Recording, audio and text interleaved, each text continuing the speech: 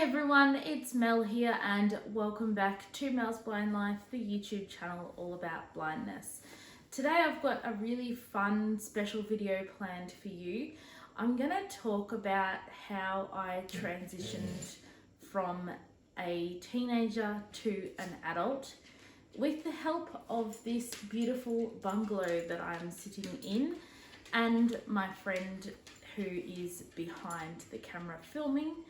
What we're going to do is I'm going to give you a tour of the bungalow and then we're going to get to some questions about how I transitioned as a blind lady from teenagehood to adulthood, living in this space in a friend's backyard with people I kind of knew and with people who kind of knew about blindness but not my family and stuff like that. So first of all, we'll show you around the bungalow. So if we come over this way, you okay there, camera? Right. So this is the front door of the bungalow over here. And out there we have a nice little deck. And we have, if you come out and have a look, we have a nice little deck and a convenient patch of grass just to the right of the deck here. And this is actually where Darcy went to the toilet. So it was very convenient. I had a bin on that brick path there for his bags. So that was sort of an easy, convenient way of managing the dog toileting. And I had furniture on this deck for outdoor sitting and stuff.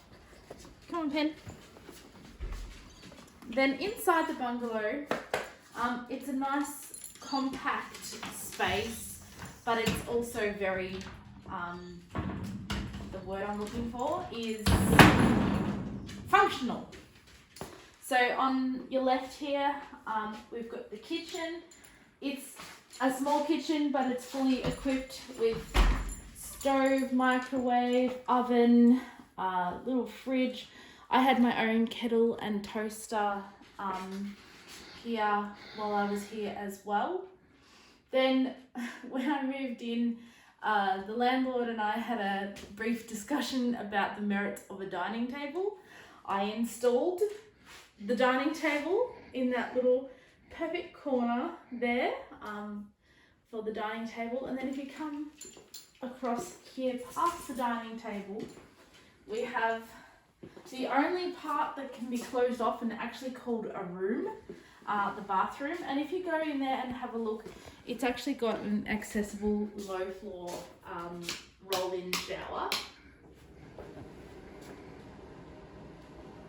So that was very good because it was very safe not to have steps up into the shower. And then we've got all this lovely covered space along this wall here. In front of the cupboards here, I actually had a mat for Darcy to sleep on, which half the time backfired. He most of the time spent sleeping on the bed. And then obviously we have the bed here. And where these chairs are at the end of the bed at the moment is where I had a desk and also a treadmill and nice comfy chair sitting opposite the television for watching the television. So that is the space that I lived in for 20 months before I moved to Mildura. So let's go and sit down and talk about how that transition worked for me. Do I stop? Mel, before you moved into the bungalow, had you tried living away from your parents' house before? Yeah, I had. When I first left high school when I was 19, I got accepted in a course at university and I moved into student accom. I was actually sharing a house with like 13 other university students and it was really hard because I felt like I was being scrutinized all the time. I felt like I was being watched. where Darcy's toilet area was right out on a barbecue area where kids used to hang out all the time. So, you know, I felt like I never had a private moment even to just toilet my dog. And I didn't like the whole group idea.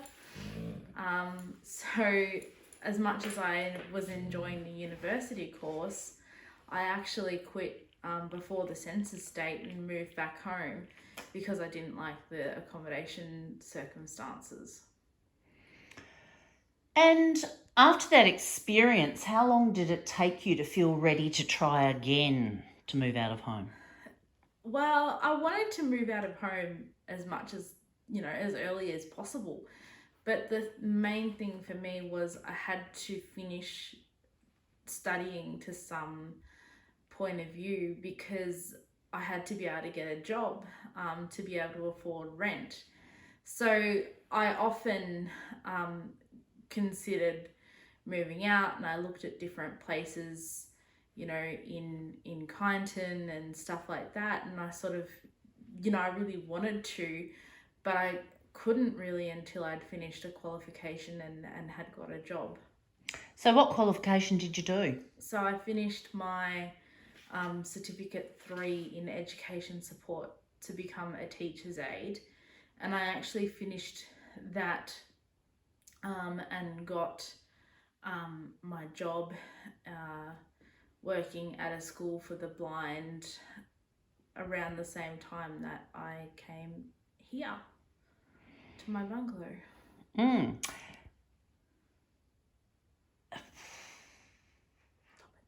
How did you decide whether this is where you wanted to live? Yeah, so I remember we caught up for something in the October before I moved. I moved here at the end of January, and we caught up, you and I, at something a few months beforehand, and I remember mentioning that I'd got this job in a place called Berwick, which is way on the other side of Melbourne from where Kyneton is. It would have taken me several hours to get from home to work and vice versa.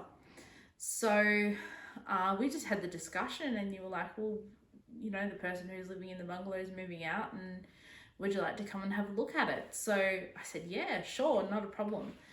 And so I remember Mum and I came down, and we had had the opportunity to get a feel for the place, and I really liked it. I fell in love with it. I loved the feel of it. I loved the aesthetic. I loved that it was, you know, compact and self-sufficient, and how close to transport it is and everything like that. So I sort of fell in love when I first saw it, and it was really, really great to have the opportunity to live somewhere, you know, that was kind of the middle ground. You know, it was an hour one direction to get to my work, and it was 2.5 hours the opposite direction to get home to visit Mum and Dad. So it was really good to have that middle ground. The other thing about it was I knew quite a bit about especially the train, you know, the train line and the train stations and stuff in the area, because my dad grew up a couple of suburbs away, and, you know, I'd spent a lot of my childhood going to his mother's place, where he had grown up a few suburbs away, and it's only, you know, a couple of stops on the train. And so I knew a lot about the train route from that, and a little bit about some of the roads in the area and stuff like that. So it felt, you know, kind of familiar in a way, because of all the trips down to my grandmother's and my dad teaching me about those sorts of things. So it just seemed to fit. It was just right. I found it fascinating watching you and your mum check out the place for the first time, because I've been to look at lots of different houses over the years, and I've lived in many, and I walk through the front door, and I sweep the room with a glance and take in the big picture. So watching you and your mum explore the space with no vision, but using all your other senses, what were the impressions that were most important to you? Was it a sense of the size of the space? Were you using echolocation? Did you need to walk around the perimeter or through the middle to get a sense of it? I can't remember how I did it exactly. I think we did walk around the perimeter, and I know when I've looked at houses since, especially when I looked at the place that I was looking up in Mildura and some other places that I've looked at since, I have done a peripheral, outside walk around all of the edges kind of thing. And I also like looking at things like the storage functionality that a place has got. I remember, filling the cupboards and checking to see how many cupboards there were and how many drawers there were and stuff like that. And after I've had completely circumnavigated the whole place, I then come back with my furniture and my kitchen appliances in my mind and go, okay, well, that fits there, that fits there, and that fits there. And I like to be able to try and picture me and my things in that space, to know how it sort of is going to work and how it feels. And also, like, you'll find some places just have a feel to them. Like, some places you'll walk in and they'll feel really cold and, like, not cold physically, but empty somehow. Or they'll feel really warm and inviting and stuff like that. And you can just sort of, sense it somehow. And this place had, the sense of just being, calm and quiet, and I could make, in my head, I can make everything fit. I knew where I wanted to put things like a kettle and the toaster and the microwave. And, when I first came and looked at it, there's a bookshelf at the end of the kitchen bench there, and that was actually where my dining table is now. And I saw that bookshelf over in where the dining table is, and I immediately saw it at the end of the kitchen bench with a table on that little wall there, so I knew how I was going to change it and how I could make it work. And it worked out. What was your state of mind as you were moving in? Were you nervous? Were you excited? I was terrified. I came down on a Saturday with my best friend. I'd packed, in the couple of weeks beforehand. In the I think it was either the week before or the week before that. So a couple of weeks before I moved, I came down to Melbourne and I spent a week at Guide Dogs with Darcy. It was then, obviously, and we did some orientation and mobility one-on-one with an instructor for a week, learning how to get from here to the train station and how to get around the main shopping area and, a few things like that. So that was good because I sort of felt that if I had the confidence that I could get around, then that would help. So yeah, like I said, I came the Saturday that I moved in, I came down with my best friend. We packed her car to the point that we could not have fitted another toothpick in my best friend's car. And we came down, and I think it felt really good having her helping out as well, because it just gave me that extra sort of person who could read my mind, and and that.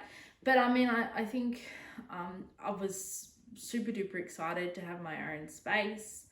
I was I was a little bit nervous as well about just the logistics of things, and what if I was making a bad choice and all of that kind of stuff. I certainly wasn't scared of being away from home.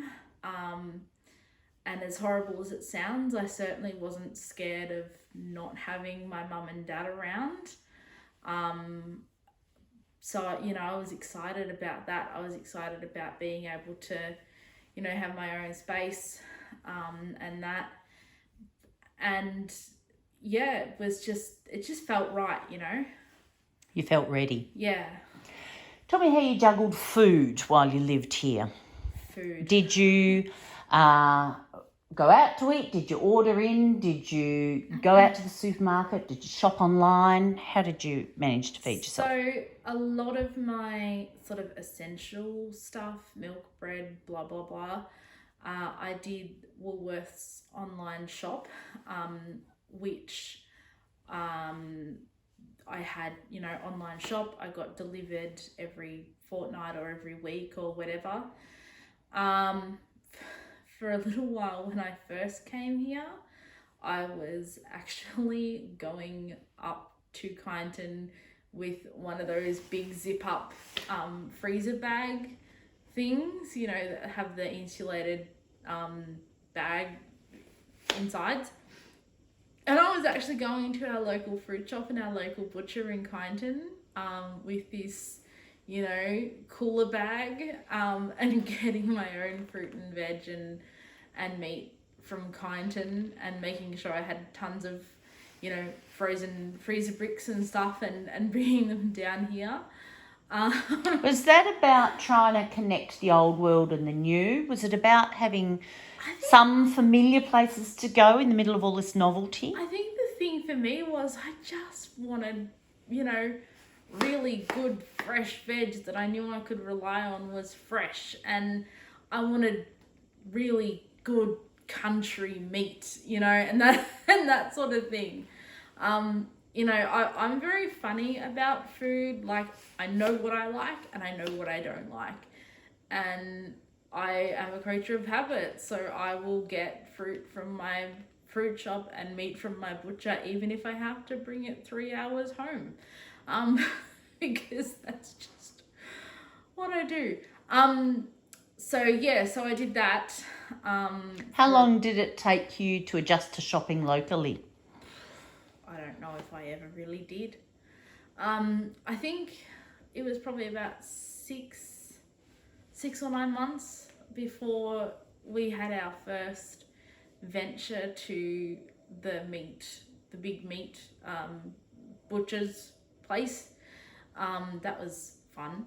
We also, for a little while, we were getting, I can't remember what the name of it was called, but we were getting some fruit and veg delivered, that you guys got me onto in the house as well. Oh, that's right, Aussie Farmers Direct. That's what it was. Mm-hmm. So that was like fresh fruit and veg and stuff. So that was good fun getting that delivered.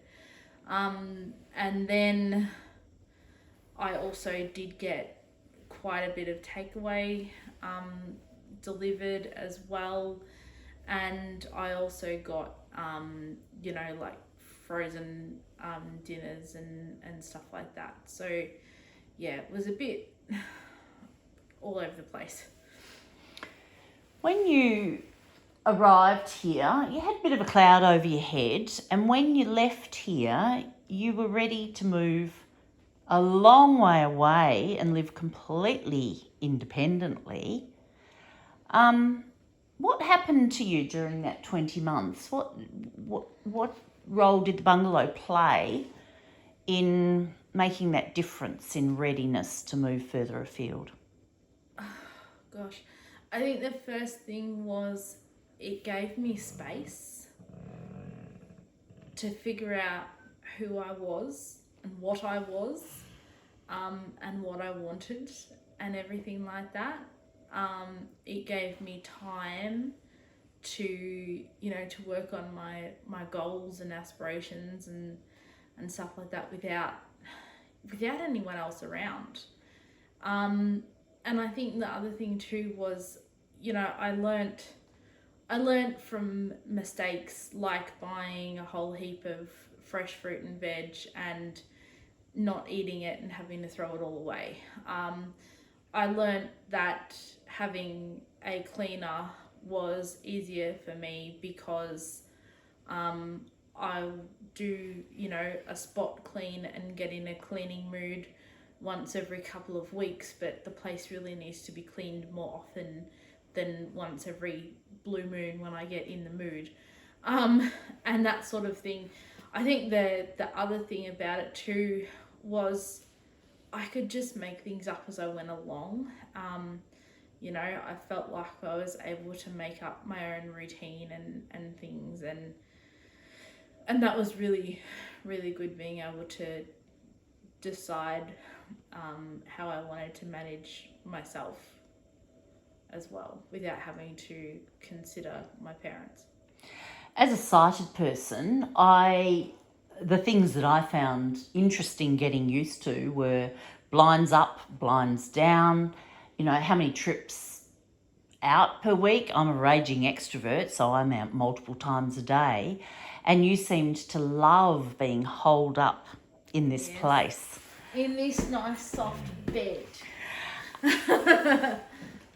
Were you sad, or you just don't have a huge need? I just can't do it. I going out every day for me is really, really hard and really tiring. At the moment, I'm going out every day because I have to go out and feed Maggie every day and, look after her. But that, I've got used to having to do that every day. But for me, going out, to work or doing face-to-face uni studies or going to Swish or whatever like that is just what she said. Partway through your time here, we went out and sourced a desk and some shelving because part of you living well in this place was having your tech organised. So what made the difference between having that set up and not having that set up? You guys on YouTube have seen that very desk. It is the one that was in my house in Mildura. Miss that desk. Sorry I threw you away, desk. So I think the thing for me first and foremost about having a desk was I'd always had a desk. I had a desk at home since I was like 13 or something like that. So I liked having a desk. I liked having drawers that I could put things in and be organised with. I liked being able to specify, that the stuff on my desk is for studying and the stuff on my bed is for being, just being me and being, watching YouTube videos or watching television and stuff like that, and having that sort of definition between that corner over there is my office, this bed is my, my living room, my home, sort of space. So even though it's all in the one room, you were able to partition the space a little bit and the parts of your life. I did, because I had, my office was in that corner over to your right there. My lounge room was sort of the bed plus the chair sitting opposite the telly in the corner there. My dining room was over there at that table, and my kitchen was over there, and that bookshelf next to the door there was sort of like my entry hall sort of idea. So it had, in my mind it was segregated into several different kind of rooms, even though it was one big room. How did you feel about having a space that you could invite people into? It was so cool, like being able to invite whoever I wanted for however long I wanted. And stuff like that was really good. I enjoyed having sleepovers, and I'd have friends come over and sleep, or I'd have friends come over for dinner, and things like that. That was really, really good. And it felt a little bit weird the first time my parents came over, because I was like, hey, you're now in my house. these are my rules to follow.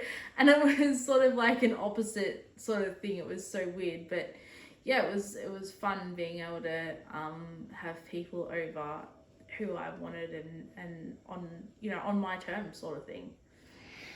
As a landlady, I am shockingly untidy and pretty good at leaving booby traps around the place.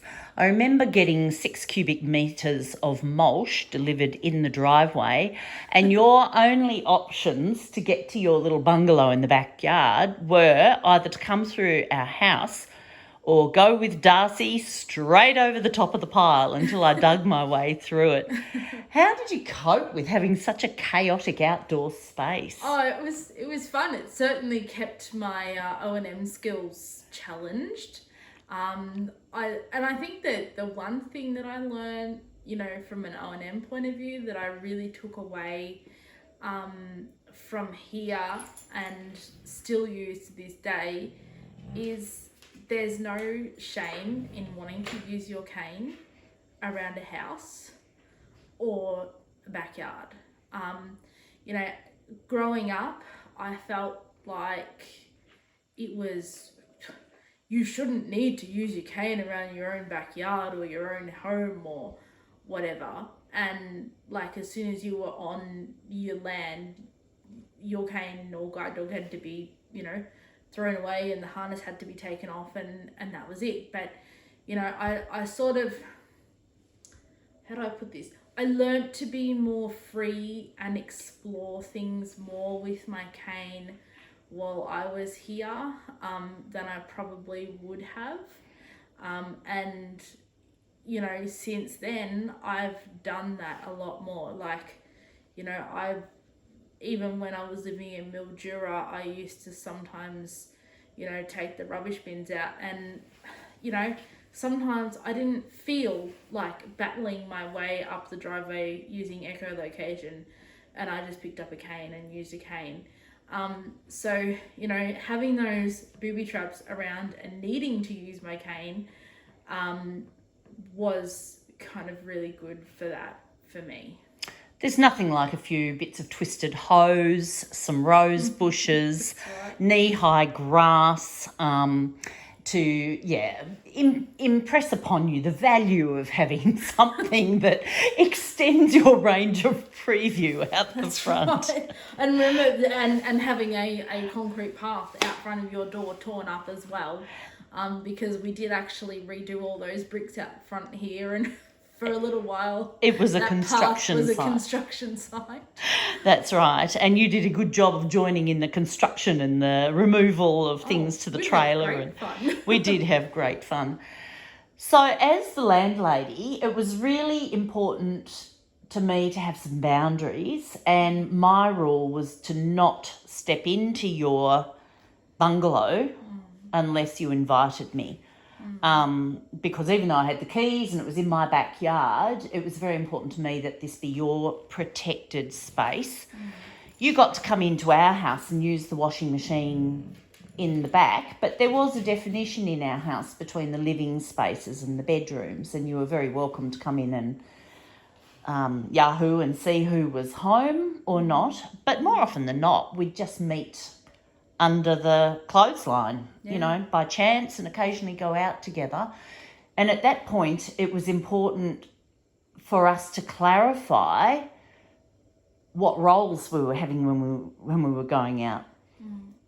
As an O&M specialist, it's hard to switch off my professional brain, so I needed to say, are we working on your long cane skills today, or do you just want to grab an arm and we'll go shopping? And we did those trips together just if we felt like it, with no obligation either side. What difference did it make for you having a person in the main house who knew something about low vision, blindness, long cane skills, versus living in a space like you did in Mildura where your neighbours didn't have that kind of knowledge? Well, first of all, it was good because you guys weren't always trying to help me and making the situation more frustrating than it needed to be. You know, you guys didn't go out of your way to make things easy for the blind girl. Quite the opposite sometimes with piles of wood chips in the driveway. But no, it was really good that there was no making special allowances for the blind girl. We made things accessible. We put Braille on the washing machine so that I could select the correct function on the washing machine. And, you know, we did little tiny things like that. But that was sort of something that because I wasn't used to having people making allowances for the blind girl. You know, and being all like, oh my God, are you okay with this because you're blind and that. And so it was really good having that at work sometimes a little bit and having that at uni, but, you know, being able to come home, even though it was to a house of sighted people, and not have, you know, are you going to be able to manage this, or can we help you with that kind of thing. And I sort of thought, you know, like, that, you know, it was good because if I needed to ask you something, you know, that I needed you to see something for me or whatever. Or deal with broken glass. Oh, yes. Well, at least I didn't have to ring up friends when I was living here and they were half an hour away, and I'd be like, on your way through town next, would you please come and pick up a broken picture frame? Yes, that happened once. Yeah, no, I think it was good having people who understood but who weren't blind as well. You know, because mum and dad understood, but they were blind too. But having you guys who understood, and, you know, we sort of just all stuck to ourselves, and there wasn't, you know, there were occasional conversations about blindness, but it was more about, I don't know, it was more about things, like, more in depth. It wasn't like, how do you use your phone, or how do you know when to stop wiping when you go to the toilet, and dumb, you know, not dumb questions, but, you know, everyday questions. There were more in-depth things that we used to talk about, and I kind of really enjoyed that. Well, I did too. Thanks, Mel, for all your fantastic reflections on living in this space. Thank you so much for helping me with this video. And for those of you who are out there considering living out of home for the first time as young blind and vision impaired people, I hope this video has helped. If you've had any questions or thoughts or anything come up during this video, pop them down in the comment section down below and I'll get my answers to you. Otherwise, if you enjoyed this video, please give it a thumbs up. Remember to subscribe to Mel's Blind Life if you haven't already, and click the bell notifications to get more video updates straight in your feed. So thank you very much, little bungalow. It's been good seeing you again. And I'll see you guys in the next video. Thanks. Bye.